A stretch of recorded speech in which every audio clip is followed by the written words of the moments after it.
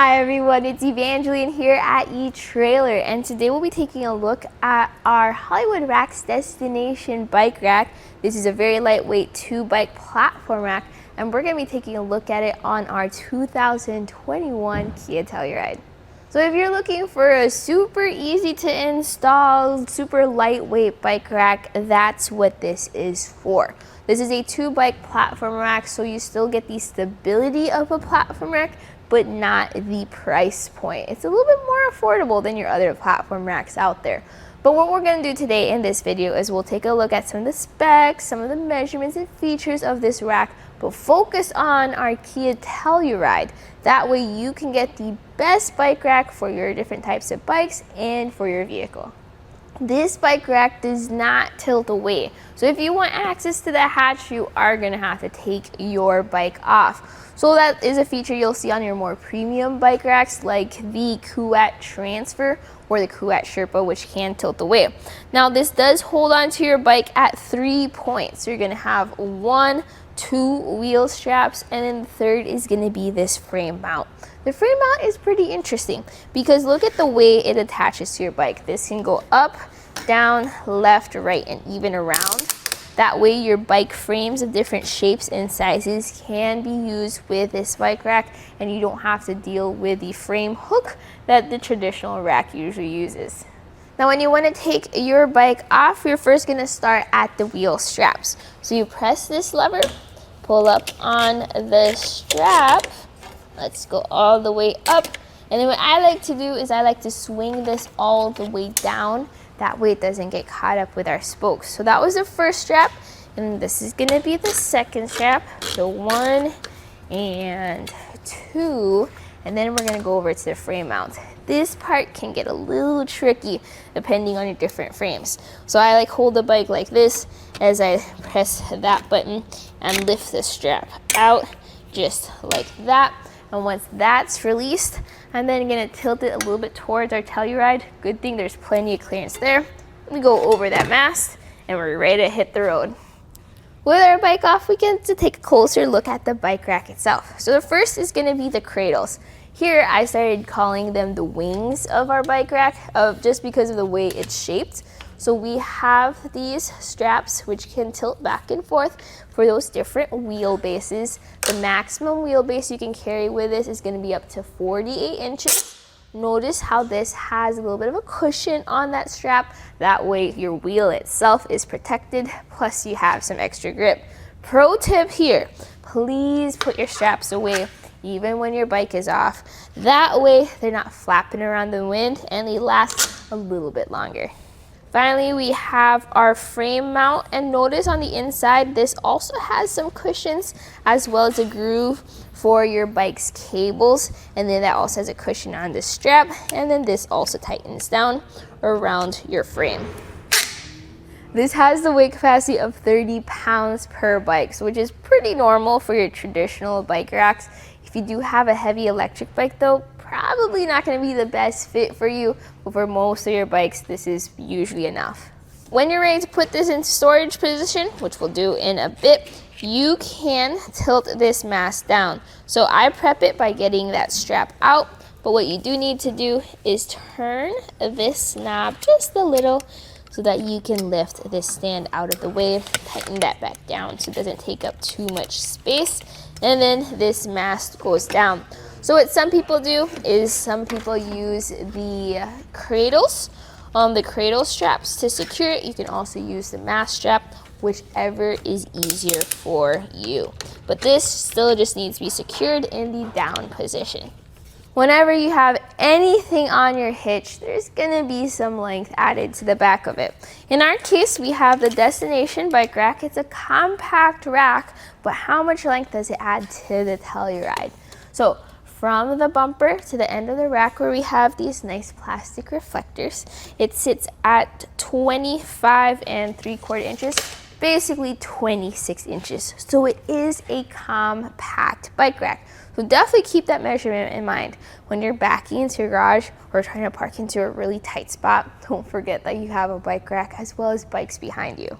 Our ground clearance is going to be measured at some different points because of the way this is shaped. So first in the middle, it sits at 21 inches from the ground, and then towards the end of the wings, it's 17 inches from the ground, and then compare that measurement to the shank, which is 13 inches from the ground. So ground clearance is important because when you go up steep inclines like your driveways or hills, your front's gonna go up, your back's gonna go down, and you wanna make sure you have enough clearance for your bikes. In our case here, 13 inches of shank clearance is pretty good. Not as much as some you can find on bigger trucks or bigger SUVs. So that's helpful that we have a good amount of shank rise right over here. That way your bikes are staying higher up off the ground, but not too high where it's difficult to put them on the bike rack. With our bike rack in this position, we can now open up our hatch right there. So even with the mast up there, we probably would still also have clearance. So if you do need to get into your trunk, grab, let's say, your waters, your helmet, your bags, just note that you will also have to take your bikes off. That could be a little extra step in the process, but it's nice to see that you don't have to take the bike rack off itself. Now, what if you're planning on just going for a ride and you don't want to have your bike rack down, or if you want to store it inside of your garage or even in your vehicle? That's how small it is. What you can do is you can fold this up. So we have this clip here, take that out, and that will allow you to unscrew this bolt. So once that's out of the way, there's a little string there holding it up in place, which is good because we're just gonna bring this up and pop it right back in. So this takes a little bit of time, but I actually prefer this method because then it's a nice secure fit, and then don't forget to put the clip back into place. Before we take our measurements, something really cool here is that in the upright position, we still have clearance. It looks like it comes close, but it makes it. So even with your bike rack on, you can still open up your hatch. Now let's take those measurements. Closest point is gonna be from the bumper to that mast, and it's 6 inches of clearance. Plenty of clearance there. Length now added to the back of our Telluride. Bumper again to where that hinges, and it's 13 inches. So still a good amount of difference compared to when this was folded down.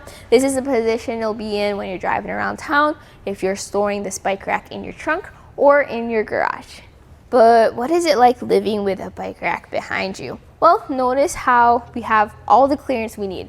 So our rear window is visible, our tail lights are visible, our license plate is visible, and our backup camera is visible. And as we saw earlier, our hatch is visible too. So this is probably gonna be the most low profile, least intrusive bike racks that we have as a platform rack. Now the way this mounts to your car is that this has an 1.25 inch shank and needs to be installed into your hitch receiver. So if you have an 1.25 inch hitch or a 2-inch hitch receiver, no issues. This includes an adapter. So I have a 2-inch hitch receiver here, and this has an anti-rattle bolt and a lock. So Hollywood Racks has a cable lock and a anti-rattle bolt lock that works together. That way you can secure both your bikes and your bike rack. To tighten it down, you are gonna need tools. I use a 3/4 inch socket with this wrench, and that way it's super easy to tighten that down. You can keep that in your car. We have that here at eTrailer too if you need an extra. But what it does is it tightens down the anti-rattle bolts. So to do a quick shake test, I'm gonna shake our bike rack back and forth. Notice how I'm just moving the vehicle at this point. It's a very secure fit. Some people are worried with 1.25 inch shanks with adapters if there's gonna be play there at the adapter, but as you can see, no play. So my personal thoughts about the Hollywood Racks Destination Bike Rack is if you have your Telluride full of your friends and your families, because you can sit a good amount of people in there and you all want to go for a bike ride, this might not be the best option for you.